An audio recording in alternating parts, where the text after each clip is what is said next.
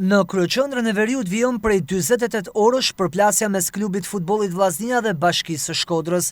Koncerti recital i mjeshtrit të madh Bujar Çamili deri kombit, i cili është planifikuar për në datën 21 qershor në Loro Boriçi, ka bërë që klubi Vllaznia të dalë kundër me argumentin se ndryshohet destinacioni përcaktuar për impiantin ku zhvillohen vetëm aktivitete sportive, gjë që mund të sjellë mosliçensim të tillë nga UEFA për ndeshjet europiane. Klubi futbollit Vllaznia u kërkon institucioneve përgjegjëse anullimin e koncertit, pasi është kundër të gjitha rregullave të funksionimit të këtij impianti sportiv. Këtë kërkesë ka marrë edhe vetë këngëtari Bujar Çamili. Në njoftimin për shtyp, klubi më tej shkruan: Klubi futbollit Vllaznia konstaton me shqetësim sjelljen as pak dashamirëse të Bashkisë Shkodër ndaj zhvillimit të futbollit, ku me veprimet e saj, të cilat kulmuan së fundmi me organizimin e një aktiviteti pa kuptim që ka sjellë indinjat, zemërim tek tifozët shkodran dhe fatkeqësisht duke i ndarë qytetarët në opinione dhe mendime të ndryshme.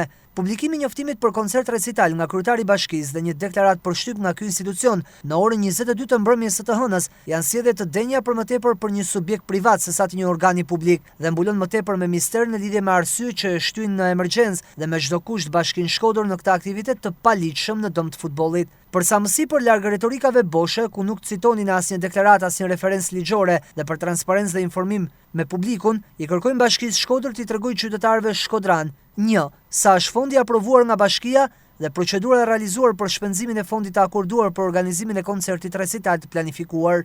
2. Cila është data dhe numri i vendimit të Këshillit Bashkiak që ndryshon destinacionin e përdorimit të stadiumit për aktivitete sportive sipas VKM-s 421, datë 2 qershor 2010 për përdorim dhe administrim nga Bashkia Shkodër për aktivitete sportive në përdorim për koncerte dhe orkestra frymore. 3.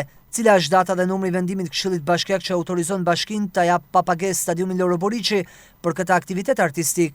Duke mbetur në pritje të përgjigjes tuaj publike përballë qytetarëve, jemi të vendosur të parandalojmë këtë paligjshmëri me çdo mjet ligjor, përfundon reagimin klubi. Vetë Bashkia Shkodër ndërkohë ka vendosur të mos bëjë hapa pas duke i qëndruar organizimit të koncertit këngëtarit Bujar Çamili.